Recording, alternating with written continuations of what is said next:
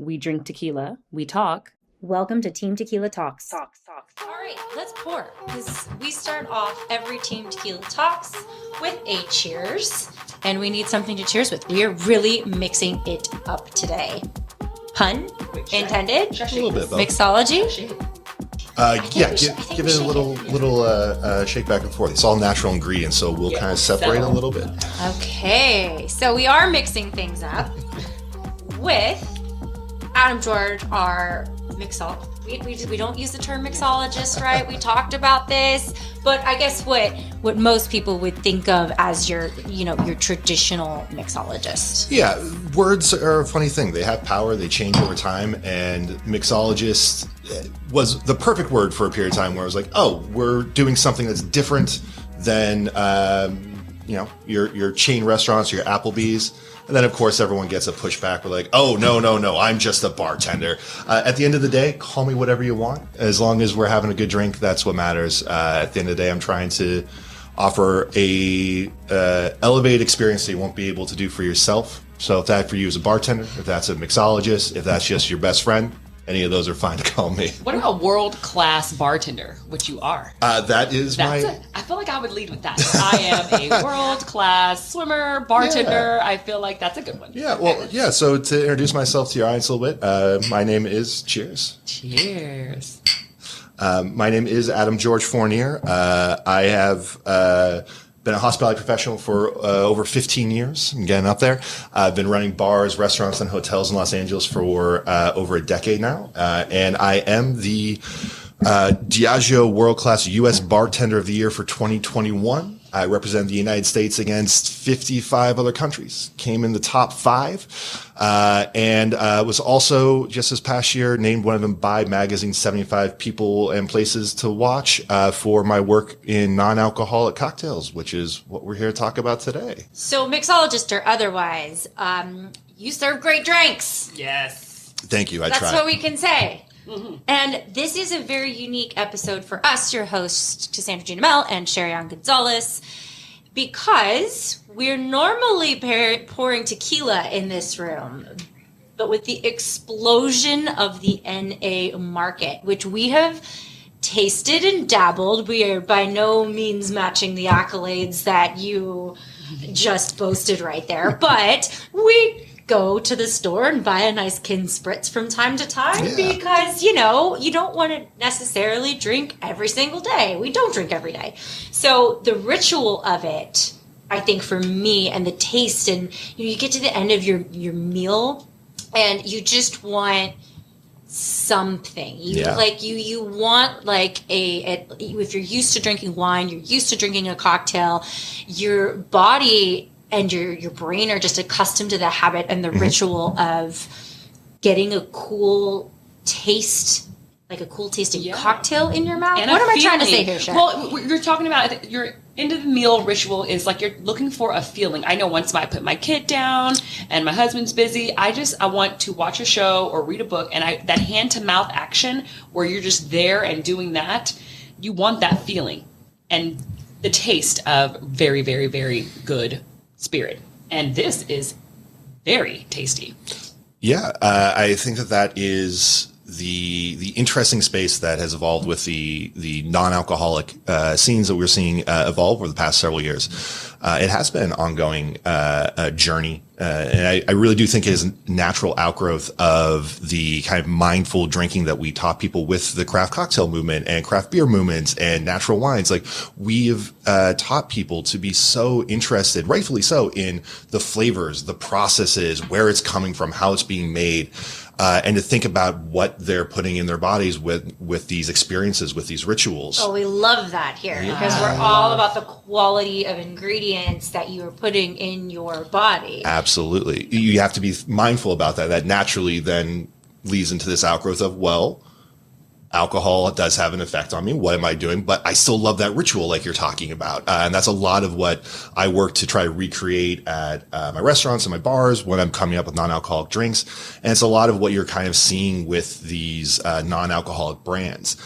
You do see some that are very like direct substitutes. Lyres, Lyre apostrophe S. does a really great job, especially in terms of, say, like their aperitivo kind of things. Like their, they would not use this for trademark reasons, but their Campari kind of analog, their red Italian bitters or alcohols, things like that. Things that already are kind of low ABV have a lot of impactful power, and making really cool drinks with that. So you can get this kind of like non-alcoholic Negroni feel going. You also have brands like Sea Lip, which are a distilled product, but non-alcoholic. So they're carrying a lot of flavor and that kind of same weight for it. And they're trying to do a direct one-to-one substitute of like, okay, you drink alcohol. Like how do you mix with something like that? Then you have something like Three Spirit here, which we're sipping on, which confusingly enough is not trying to, substitute a spirit. What they're doing, at least with their primary bottlings, is, looking to create a experience like you're talking about. We're sipping on the Livener. It's a ritual. It's kind of, I wouldn't say that this tastes like any specific beverage. Alcohol. I mean, I feel like the Sea Lip is, we're going to make a gin mocktail. And it translates that way. But this is herby. It's herbaceous. Yeah. Mm-hmm. It's very like, it tastes like, I don't know, tomato too. Are you tasting tomato? I'm tasting berry. Berry? There's definitely a lot of berry in there. There's definitely some teas on those tannins on the back end. Wonderful thing that they're doing is, part of what you're probably getting from a little bit of that, tomatoes. There is a little beet kind of. We're ringing the bell now. Yeah. Jeez, these sound effects. It's a little beet. Oh, beet. Yeah, beet. That's what I'm tasting. 'Cause That's I'm the root veggie, like the I have a earthiness. very sophisticated palate, and I tasted the beet in this. Well, that's the wonderful thing. Everyone actually does have a really sophisticated palate. They might just not know the word that has been agreed on by everyone, that this is what we're talking about, that flavor. But you've spent your entire life learning how to taste things and learning what tastes good. Anyone who says they don't have a good palate, really what I challenge you to is just what you haven't learned is the vocabulary yet. And if you're interested in learning that vocabulary, sit down with someone who knows it, and they'll help you do it. But at the end of the day, what we're looking for, and the way I try to teach people how to taste, is to think about the experience of what they're tasting for.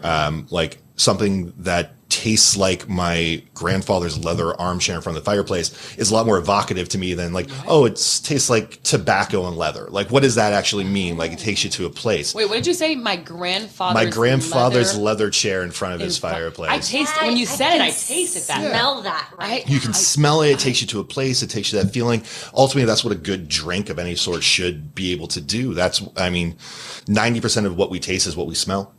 So you're always in that kind of interesting space as it goes. But going back to this idea of like experiences, like ultimately, I think one of the very fascinating things that I've discovered the past 2 years, really diving into this non-alcoholic space, after lockdowns, was the style of people and when they're drinking non-alcoholics. It used to be, I think the perception was like 10 years ago, if you weren't drinking, you just weren't drinking. And that's what it was for people. There were no options. I think that there was O'Doul's back in the day. I remember my stepdad would have O'Doul's in the back fridge. Yeah.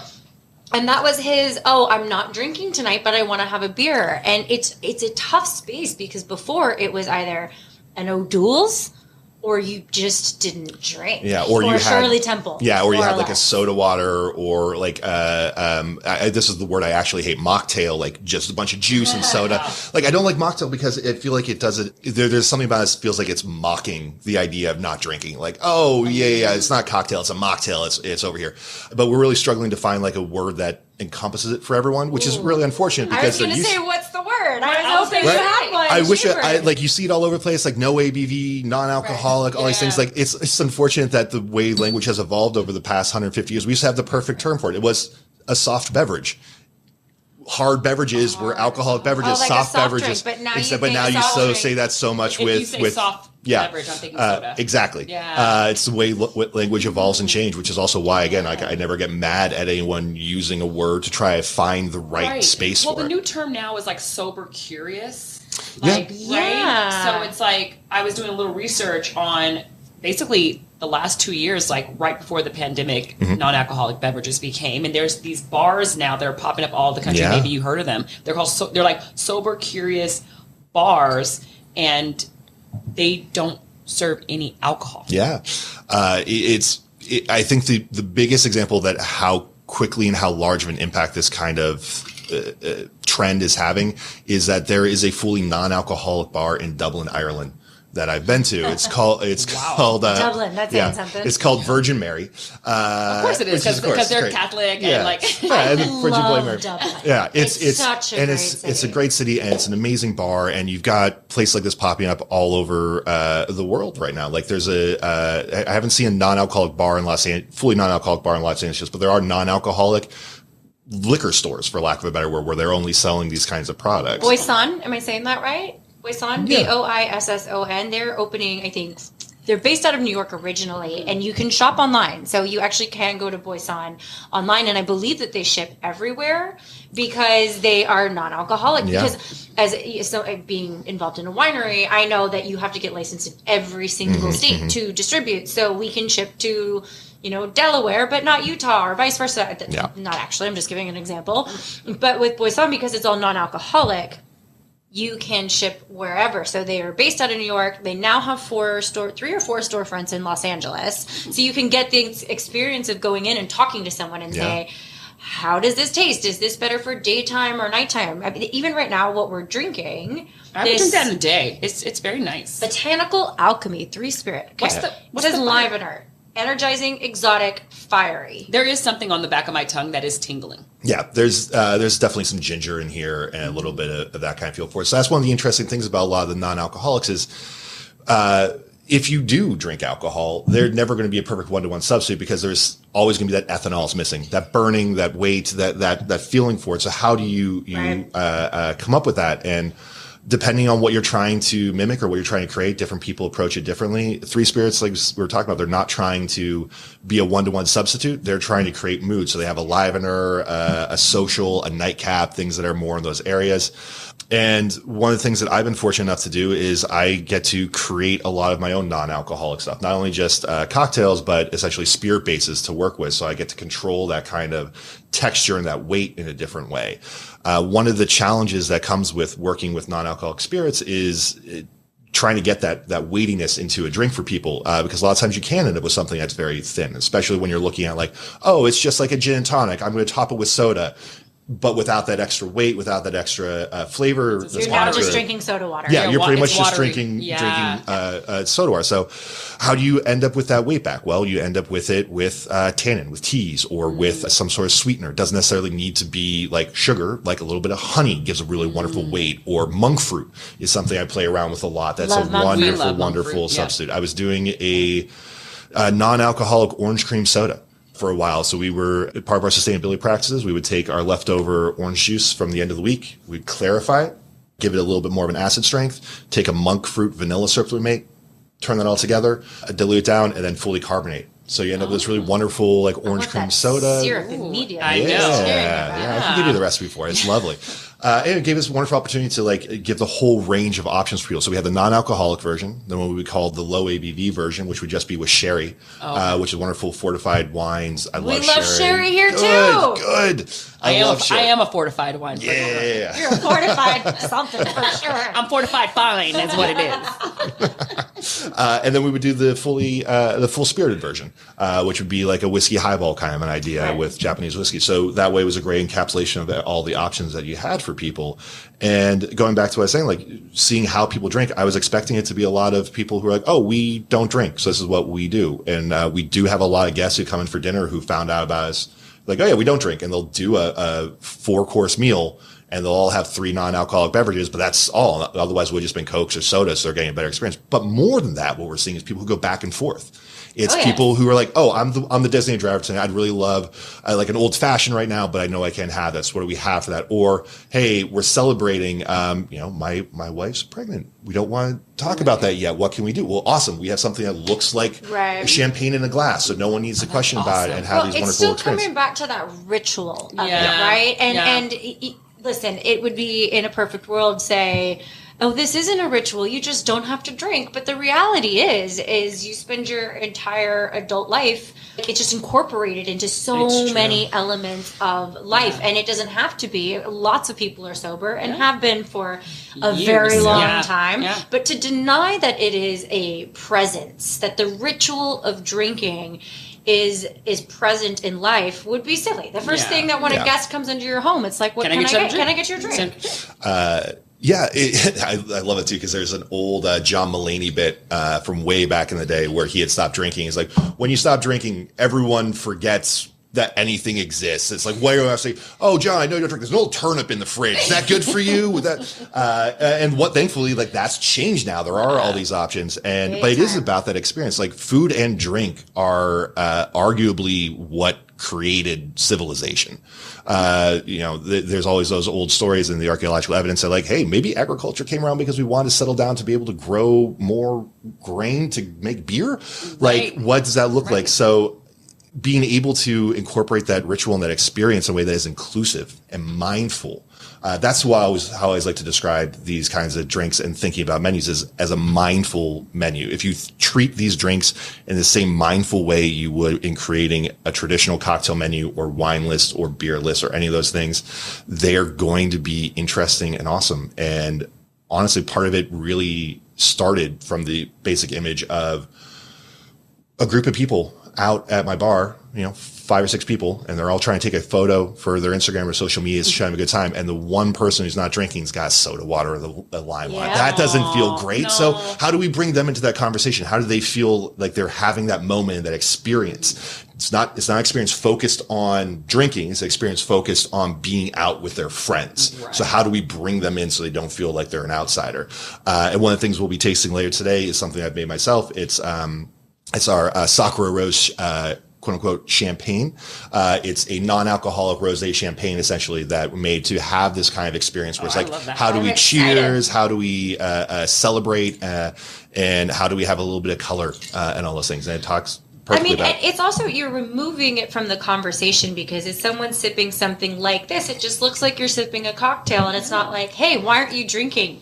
Yeah. And you maybe don't want to answer the question of, I actually had a really bad day, or I had a huge thing happen at work that I don't want to talk about. Yeah. So it's just you're trying to find your peace and separate yourself from maybe the reasons that you don't want to be drinking. It's true. And so the fact that this is an option that still allows you to be a part of the ritual is interesting. Yeah, and it's you don't want to slam this. I wouldn't say this is like juicy where you're like, oh, I'm thirsty, let me you do actually want to sip it, and it's actually, so you're not, I feel like sometimes when we do mocktails, you see people just slurp them down because they're full of probably sugar, and it's juice, it's water. There's like the thing that traditionally slows you down when having a cocktail is that alcoholic burn and what's going on in there, that weight of it. So again, it goes back to the idea of what are we creating for flavor, what are we creating for the experience. So for example, we do both a non-alcoholic margarita and a non-alcoholic old fashioned on the menu, called the Marguerite and the Zero Fashion, that incorporate homemade non-alcoholic spirits that we make, quote unquote spirits, essentially really fancy teas. We take a lot of the things that you would traditionally get if you were to taste a tequila, like all the flavor notes you're pulling out when you're tasting these. We take a lot of those ingredients, like a little bit of jalapeno, cilantro, some mint, pineapple skin, things like that, and we sous vide them in water. And I actually use seed lip as part of that base as well, because it's got a little bit of that viscosity, it's got a little bit more complex flavor. Sous vide those in and strain them out. You will have this wonderful like flavor complex that if you drink it, you're not like, oh, that tastes like tequila. But if you build a cocktail around it, you're suddenly getting the tasting notes. I think that's so key for NA drinks. It's because when a company tries to straight up replace tequila, they're not going to succeed, because tequila is tequila. No, I'll have a tequila. I will replace rosé with I think any type of wine is easily more replaceable than I would never have a tequila mocktail. Yeah, I do think that the lower ABV categories lend themselves to a little bit more of a replacement a little bit more easily, because there is traditionally more something else going on there. Right. Like wine still got residual sugar or something. So the liqueurs, the Aperols. I had an NA Aperol Spritz a few weeks ago that was delicious. Yeah. There's wonderful, wonderful stuff out there. Liars actually just won a really big award for their Italian bitter. essentially those kinds of things. And I do highly recommend them for things like they work really well to like mix. And also, they're also a great opportunity to mix something that's a lower ABV drink for yourself at home. For instance, I do enjoy a Negroni, but I don't want to have 3 of them all the time. So having something that, pulling out one of the alcohol components of that with a non-alcoholic thing, adding, you can lower totally. you can lower that ABV for it. So now all of a sudden you're having again that weight, and then you're still having that ritual. Right. It's just about being mindful for it. Lower ABV drinking or non-alcoholic drinking, like we talked about with a lot of our experiences with people, is not always about like full-on abstinence. Right. It's about having more control over.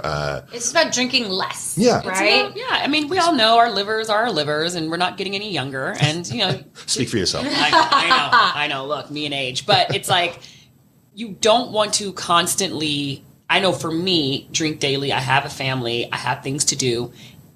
I like to look forward to drinking. And when I can't look forward to drinking anymore, I'm like, I need to reel it back. Yeah. And so, but I want to replace it with one of these guys. Yeah. So another concept, you're talking about, the teas and using teas as a base, which this does as well. We have spoken about adaptogenics before. And I think that is part of, there's this whole category of nootropics and adaptogenics, which is, I think, might not have been the first, but I think that they were one of the first and kind of pretty big on the market.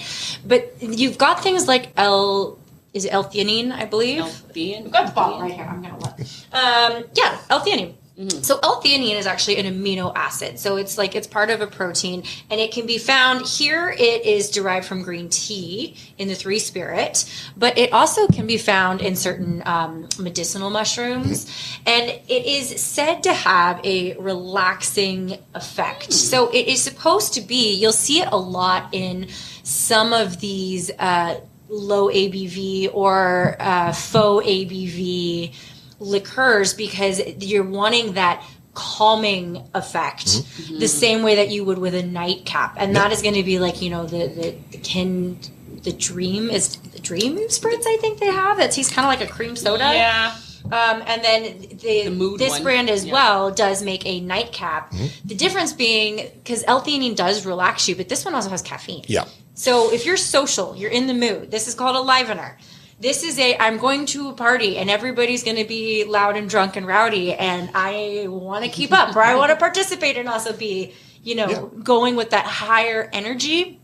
That's where the caffeine comes in. So you're talking about with some of these drinks not having that weight of the alcohol, but they're starting to work in these things about having not exactly the same effect as alcohol, but you might get a little tingly in your fingers, especially if you are sensitive to caffeine. You got to be mindful of how much you are drinking. Absolutely. I think it's another thing that I always point out on menus is if there is caffeine or anything that might be like a nootropic or euphoric or anything like that might be involved in these things, because you want to be mindful of what people are, why they might not be drinking. So you want to give them all the information up front, because many people who are not imbibing alcohol also are like, I don't want caffeine. I'm super sensitive to it. So what does that look like? You don't want to surprise them at the end of the night with this thing's delicious, but I don't sleep for 3 days. So it's really going back again to the idea of like trying to give our guests as much information you can, but also you're talking about like, what is the occasion for this? Well, you're out with your friends and things like what is the experience that you're looking to replace with this beverage? And I think the really interesting thing that it always comes back to is just always some sort of social engagement. And the more we can remove a stigma from this idea of like, oh, you have to be drinking, why aren't you drinking, what's going on, the more it can just be a natural part of the conversation and not an afterthought and something that is fully incorporated. The more options we give people, the more reason we have to be social and enjoy each other. And that's for the best for everyone, for the hospitality industry, for individuals. The hospitality industry is constantly growing and changing, and is one of those places where you really do have to give people an excuse to leave their house. I used to call it the you put on pants philosophy. It's you put on pants and got off your couch, so to come to my bar. So no matter what, you're paying more money than if you just bought a bottle of Jack Daniels and watched Game of Thrones reruns tonight. Totally. So how do I make that worthwhile for you? See, I appreciate hearing that because sometimes I do think in the hospitality business, sometimes people forget that you're coming there for an experience. Yeah. You know, and we go to nice restaurants. Like me and Sandra, we love an experience. We're foodies. And sometimes I think in certain restaurants or businesses, they forget that. And I look forward to that. If I don't have a kid, a husband, and I'm out with my girlfriends, I want all the things. I'm like, hey, make me a special drink. And when someone's like, well, I'll make you a vodka soda, I'm like, I didn't come here for that. I could do that myself. Yeah, I mean, That's exactly what you were saying at the beginning, is that you call me whatever you want to call me, but ultimately I'm giving you an experience that you cannot replicate on your own. And to be fair, like there are a wide spectrum of experiences. Like sometimes experiences, I want to go to my neighborhood dive bar. Sometimes the experience is, hey, I know that they make a really solid espresso martini here. I just don't want to think about it. And sometimes I really want to have a foodie night out. I think that the danger that can happen sometimes is expecting an experience at a place that's not equipped for it. And that can cause conflict. If you've ever seen a Yelp review, that's probably what it is. So it's one of those things, like I always try to be very careful to not be like, oh, if you're not doing this stuff, making it in-house on your own, it's not worth it. No, that's absolutely not true. Right. And I think that's one of the wonderful things about the explosion in this category is, like, I'm very fortunate. I run a more fine dining bar in a restaurant. So I have the capacity and the staff and the technical knowledge to be able to make these things on my own. But if I was running a nightclub, I wouldn't be able to make enough non-alcoholic rosé to keep up with that demand. The volume, at all. But there are brands like that. Three Spirits actually has a wonderful couple of carbonated quote unquote wines that they're just releasing. That again, they're not trying to substitute like a Chardonnay or a Merlot. It's like, hey, here's our red that's got a feeling to it and a white that's got a feeling to it. Mm-hmm. And what they're doing with those. And that's fantastic because you can kind of push those envelopes on those kind of more experiential, smaller foodie sides to then bleed into a different kind of vibe that helps, destigmatize it and prep people. Because ultimately, at the end of the day, the only way people learn to appreciate a finer dining experience or a special occasion is by being prepped for it. I've seen so many people in my life who've walked into one of my, I ran the Nomad downtown. I worked very cool spot. Yeah. I'm so sad that it's gone, but yeah, I've worked with a lot of like really high end places, and they're places that people are kind of like aspirational to go to. So they'll come in on like an anniversary or a birthday, something really special, but like you can sometimes see that they don't have much experience with the quote unquote the rules of fine dining, and then they freeze when they go to order, right? And they're like, I guess I'll just have a burger, right? And that's where it comes in on a good staff. They can help guide you through that. Like I always like to describe, like I always want my bartenders to be like the entrance to fine dining, where it's like you can sit down at the bar and have a great meal, but it's not going to be intimidating. We can walk you through this. And if you just happen to stumble in on the place, weren't expecting a fine dining experience, that's fine. Like again, experience isn't for everyone all the time, but I want you to have a really good experience with us. So when you want to have that experience, you'll come back, and then we can help walk you through it. So then you can learn more. We can send you out to other places to appreciate that, because life is short. I tell my husband all the time, because he now just lets me do my thing. I'm the orderer in our relationship. My partner is too. I haven't looked at a menu in 7 years. I can look at a menu and be like, yes, no. I'm not going to like this, but the table is, so I'm going to get it, because maybe it has olives or something, and I don't do olives, but I know that the table will appreciate it. But even when we're on date nights, it's not that he doesn't get a say. It's just that I'm really good at ordering, and he all the time has order envy. And I always like to go to the server or the bartender, or even if you're lucky enough to have some type of contact with the chef, whether that is firsthand or through a server or manager. And I always say, well, what do you think? Not in a cocky way, impress me, but they're going to want to impress you. They're going to want to show you a good time. Anybody that is at a nice fine dining establishment is going to want to give you that experience. So let them. Yeah. If you don't know where to start, say, I don't know where to start. Yeah. And I think that's the best thing you can do in a restaurant like that. I 100% agree. I think it's really, it's sometimes it's easy to forget that like everyone in the restaurant is actually on your side. Everyone's cheering for you. The way I always try to coach it too is like, people oftentimes don't know what they want. They don't know what it's around for, but finding that out for people is part of the joy of the job, but how you go about that can make a huge difference on the experience. So what I always try to do is always try to start off with how people are in the mood, where they're looking for, what kind of vibe. And I generally walk through, I skip like what base spirit you want or what's that. It's like, okay, are you looking for something lighter, something effervescent? Do you like a martini? Do you like a Manhattan? What's your vibe right now? Okay. Then I always try to pull out something positive that someone are looking for, because you cannot believe the amount of times you ask someone, like, what do you like? It's like, oh, I don't like this, or I don't want that. It's like, that's great. That's fantastic. But what do you want? Right. Like, do you like fruity? Do you like effervescent? Do you like drier? Do you like boost forward? Exactly. Something like that. That's depending on your day, you know? Yeah.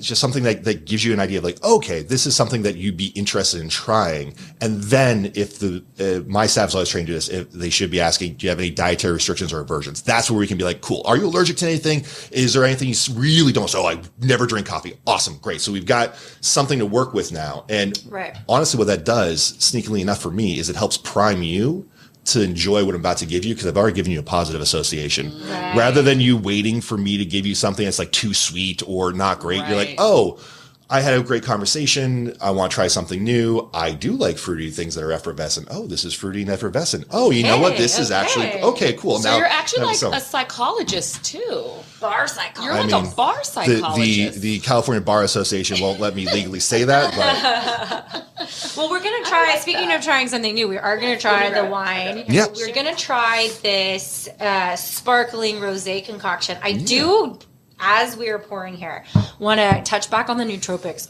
one more time, because I realized that we didn't really explain what a nootropic is for people that don't know what it is. And it is, a nootropic is a supplement, and it's usually going to come from some type of plant, whether that is, tea, mushroom, root, herbal, or otherwise. And they're still exploring a lot of the science. We talk about food science a lot here on Team Tequila Talks, but this is also going to, certain plants are going to give you certain effects in your body, physiological, when you digest them, which is why when you drink coffee, also from a plant, you're going to feel caffeinated. You're going to feel, warm. It's going to get your metabolism going. It's probably going to make you go to the bathroom, right? So, the whole concept behind nootropics is that there are all of this wide range of, in the plant world, that can help calm you down, that can help pep you up, that can help give you energy, that can help you focus, that can help turn your brain off if you're having a hard time sleeping. So you really got to look into what you want to accomplish with a nootropic before you just say, well, which one should I take? Yeah. Because it's not as simple as... Well, I think we've drank non-alcoholic beverages. Sometimes with my friends, they come over and we're like, she's like, look, girl, I'm not drinking. I just had a rough day the other day and I'm sober. And sometimes we'll just have I'll have 3 out. We'll drink 2 completely separate ones.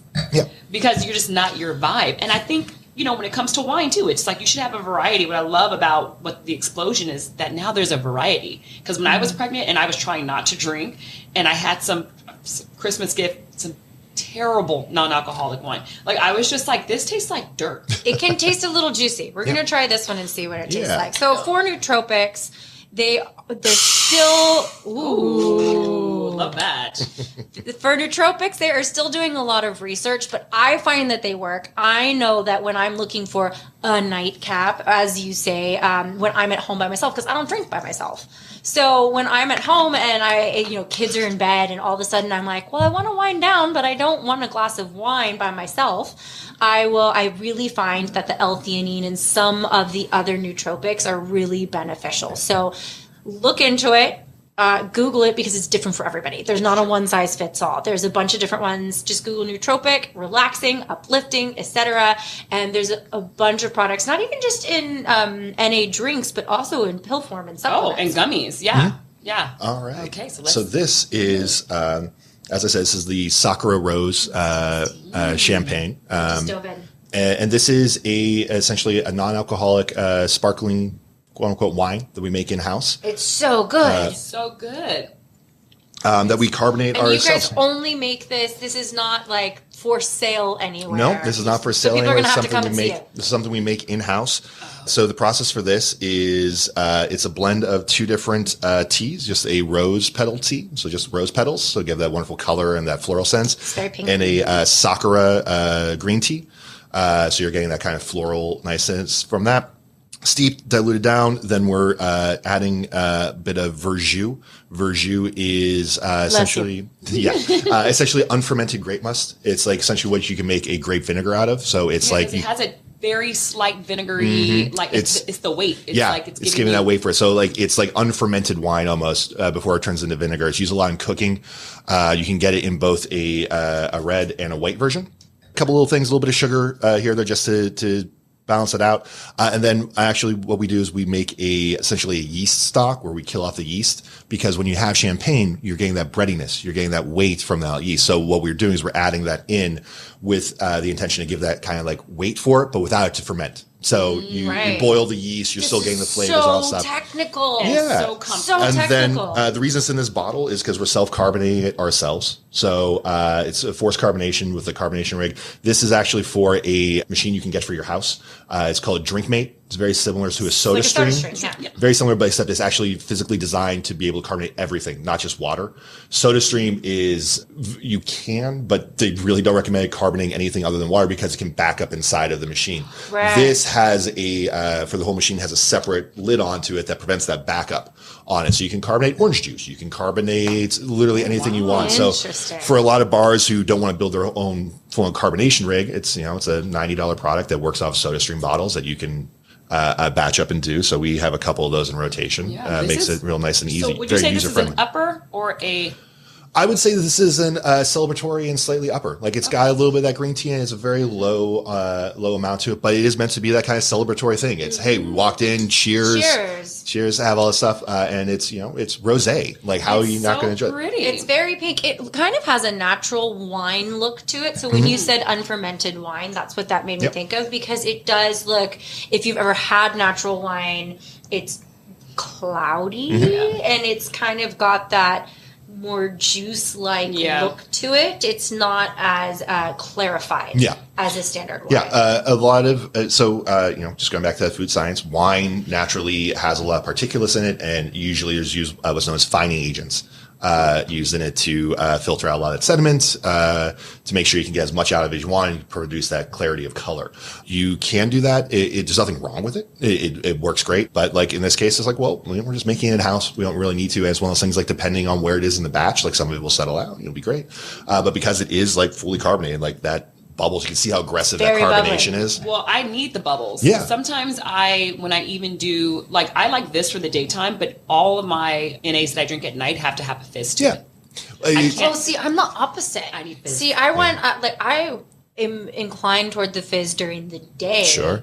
Even if, we just had Papillon as well, and that is certainly not necessarily in the mocktail or NA space, but it is a healthier version of a soda, and it has some flavor to it and such. And I want something like that during the day. At night, I want something like a sipper that is going to more replace that whiskey, big ice cube, that type of very straightforward and potent punch on the tongue. Yeah, I got some tricks for you with that then too. So we make we make a non-alcoholic whiskey in-house for our zero fashion. And there are some great non-alcoholic whiskey brands that are on the coming to the market now. But again, you're always running into that problem of weight. So one of the things that we do is, again, we're making it ourselves. So we're a little more fine control of what's going on there. But what we make to balance it out is we make what we call mash bill syrup. So what we do is we make a syrup, essentially a grain tea, the grains that go into a whiskey. So we toast some barley, some rye, and some wheat, give it a nice little aromatic, steep that in hot water, blend it and strain it out. So you have this like wonderful like barley tea, and then make a simple syrup out of that, 1-to-1 by weight. And then if you stir that with the whiskey, you're essentially flavoring your old fashioned with an old fashioned. So you're adding some of that flavor back in, a little bit of that weight. And depending on like how non-alcoholic you want to be, Fee Brothers makes mostly non-alcoholic bitters. They're glycerin based, so they're like below 10% for most of them. 2 dash of them is like the equivalent of like swishing your mouth with mouthwash, like the amount of alcohol you'd absorb for it, kind of like non-alcoholic essentially. But again, always like to let people know, because some people are like, hey, that's even too much on where I'm at in my journey. You can add, make some great like molasses bitters or black walnut bitters or things like that that you can add in there that give you this experience of having more of that whiskey on a rock or a cocktail without having it be too thin or missing out on some of those elements that you're getting from just like a whiskey or a tequila neat. Yeah. I mean, just hearing you talk about that syrup, first of all, I need to come to your bar. I'm sitting here thinking like, wait, we've never been there? I feel like we go everywhere. And I'm like, I want some of that syrup. There is so much demand for fine dining and such a demand for people who want to like try something new, something different. Like there's a lot of, but it is convincing people to drive 15, 20 minutes, which is again, where these non-alcoholics come into, because I'm also recognizing that like, great, you took the time to come out with me tonight. Someone is probably driving at least 20 minutes to get you home tonight. How do we make sure they're still involved? How do we make sure everyone feels safe? And like, they're not missing out on part of that experience. Like we want you to have dessert. That's part of the experience. It's decadent. It's awesome. Oh yeah. But we know that, hey, maybe you can't have another martini to go along with your dessert. So what do you have instead? Well, I think just also mixing in, if you're doing a several course meal, you can go alcoholic and then non-alcoholic. So then you're only having 2 drinks instead of 4. And to me, that's just pacing. You're going to feel great the next day. Yeah. And you're still getting that whole experience. And just another like side effect that you'll see if you're filtering more of these is your actual, like if you're being interested in watching your calorie intake, is your actual notice your calorie intake will go down. I've talked to a lot of the folks who run non-alcoholic bars. Like, the one problem we have is people will have about 2 or 3 drinks and then they'll be gone. And traditionally, like especially high volume bars rely on much more volume, but like without that lowering of inhibitions of alcohol, there is less of a reason to have a 4th drink or a 5th drink or something that's taking you beyond that. So again, it's about being very mindful about what you're doing. Well, and we've talked before about the metabolic process of how your body digests alcohol. And alcohol has been called the 4th macronutrient because your body doesn't process it in the same way it's going to process a protein, a fat, a carbohydrate. It is going to get a detour once it goes down your throat, and it's going to go, your pancreas and your insulin is going to go ding, ding, ding, ding. This is a toxin, and it's going to send it to your liver. So it's a lot less about the calories that you're getting from the alcohol itself, because you're not really absorbing those. But if you're only drinking straight, neat liquor, you clearly have an intention to really tie one on. Tie one off? Tie one on. Tie one on. Tie one off? Tie one on. Tie one off. Tie one off. Or you mix it with soda, and again, you're not adding any calories there. But what fun is that? Especially if you're going to a nice restaurant where you want the experience of, impress me, show me what you do differently here that you don't do somewhere else, and how's it going to pair with my food. But when you do drink, it can make you a little hangry. If you it doesn't matter if you already ate, but you'll get really peckish. They've done a bunch of studies on this, and if you are drunk, you are way more inclined to eat more, and you're inclined to reach for the snack cabinet or come home and start fishing around in your pantry or your fridge, even though if you hadn't been drinking, you probably wouldn't do that. No, and you're not actually hungry. The science behind that is like you're looking for another the hand to mouth thing. Yeah. And now that you're done drinking, your body is now like, so you're not. They say that if you're really like intoxicated or even just a little bit, and you go for the snack cabinet, they were like, your brain to gut connection has been disrupted. Oh, and so you're actually looking for just something to put in your mouth because you're done with the hand to mouth drink. It's like a Starbucks cup theory. So the study that I saw was, I believe it was in the UK. Not that matters. But they had 2 groups, and they all had the same, they controlled them so that they had the same diet during the day or the same amount of calories or whatever. And they gave one group NA beer, and they gave the other group beer, and they put a bunch of bar snacks on the table. So I'm talking like popcorn, nuts, pretzels, snack mix, right? And they didn't tell people what they were monitoring. Oh my gosh. Monitoring. This is an NA episode, and I'm still having trouble getting words out. What did you put in your drink? What did I sneak in here? That bubbly experience rising up on you. But they had these 2 groups, and the group that had the NA beer ate like a third of the amount of snacks than the group that had the alcoholic beer, because you're wanting that salt, you're wanting that hand to mouth. It is making you hungry, especially when we're talking about beer, because that's going to start messing with your glucose levels and stuff like that, where it's going to make your blood sugar go, hey, I want more food.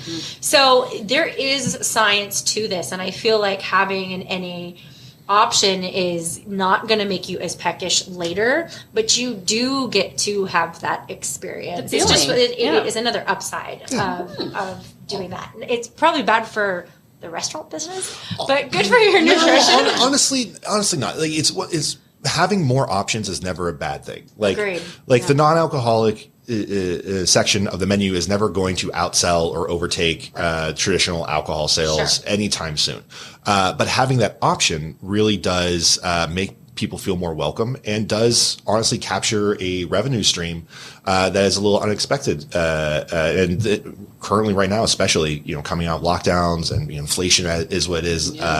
Everything you can do to help that bottom line as a business is really helpful. Like I was saying earlier, we do have a good amount of our guests who come in, especially earlier in the week, who are non-drinkers, who found out about us because of conversations with a non-alcoholic menu. And they come in and they do, between 5 people, probably do $600 to $700 worth of food for a meal. And then, 2-3 non-alcoholic beverages each, which again, they're not being costed the price of a soda. Right. So I you're mean, still, a $14 that's still, non-alcoholic beverage is going to still be way better for a revenue stream than a free soda. $2 soda. Yeah. I mean, we're not charging $14 for the non-alcoholics yet, but that is also I something. don't know, maybe you put gold or something in there. Well, I mean, that is also another factor. I think that as we talk more about this and people learn more too, the understanding of that price that goes into it makes more sense to people as well. I know that even I personally, when Seedlip first came out, I was like, why would anyone pay this much money for something that doesn't have alcohol in it? And now it's easier to see the value that goes along with that. But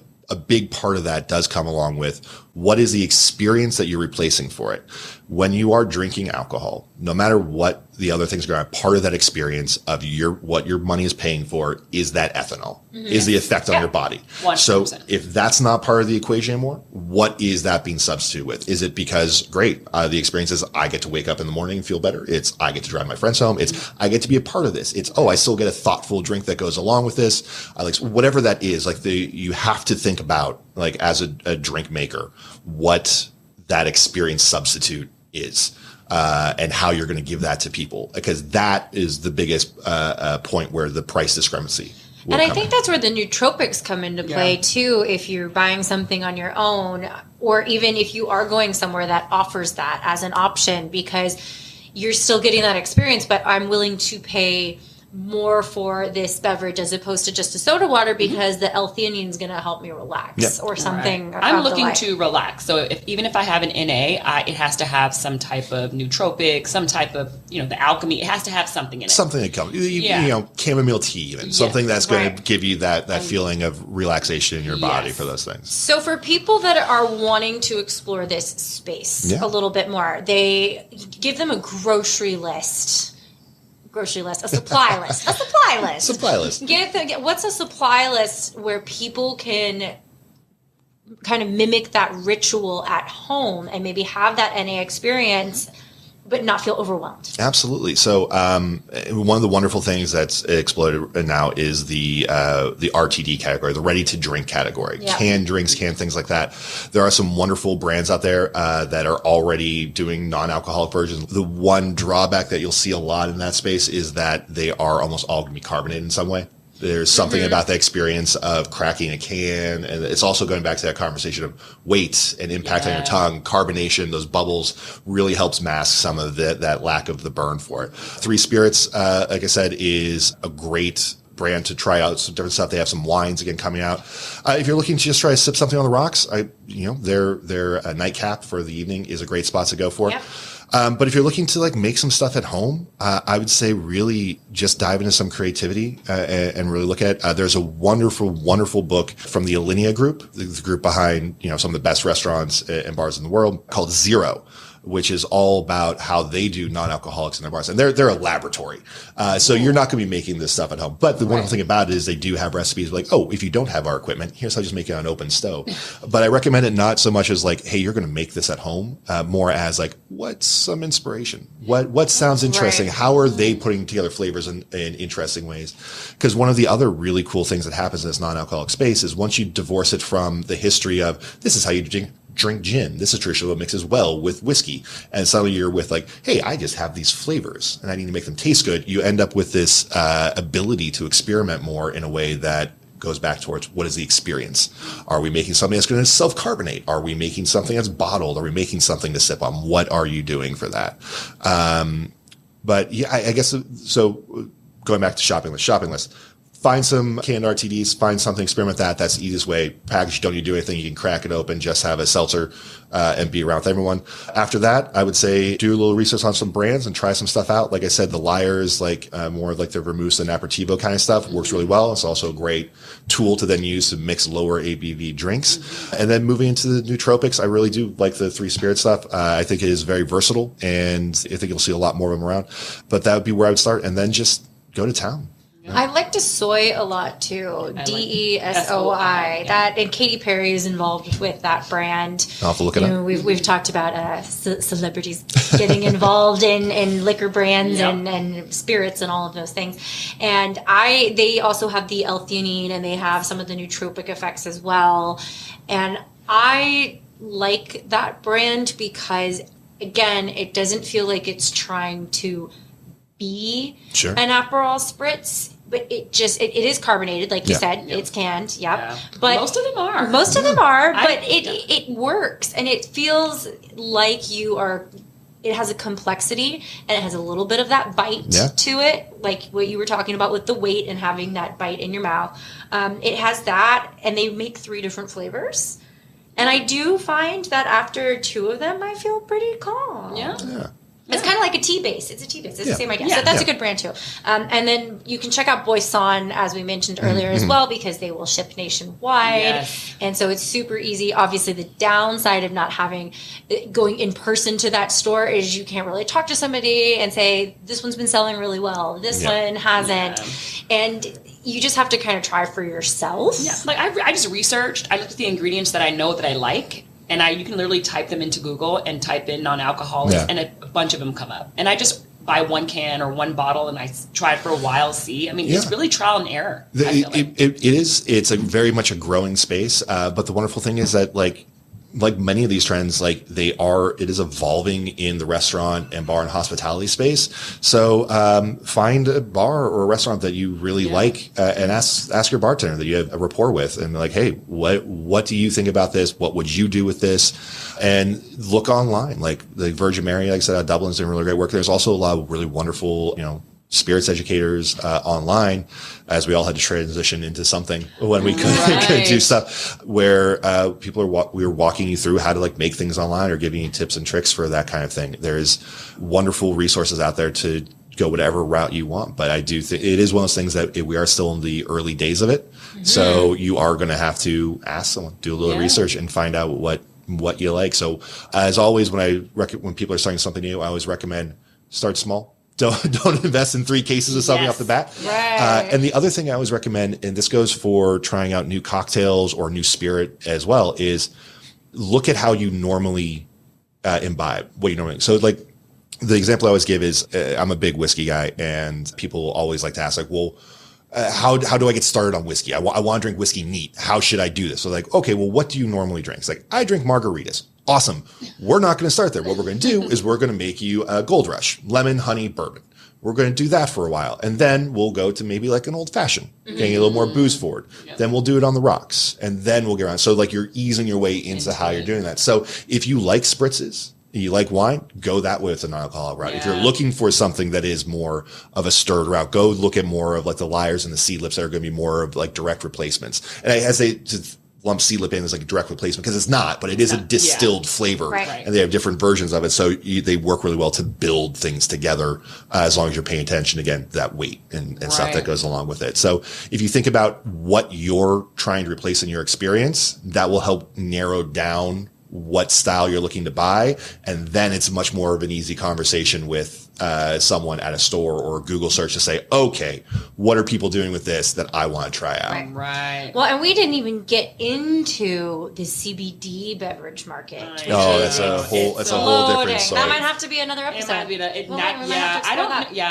You're dubious over here. It's a completely different conversation. Actually, I right before lockdown, I was consulting on a CBD lounge to do cocktails for them right before the lockdown happened over here in West Hollywood. And of course, I like my CBD in a gummy. I don't know.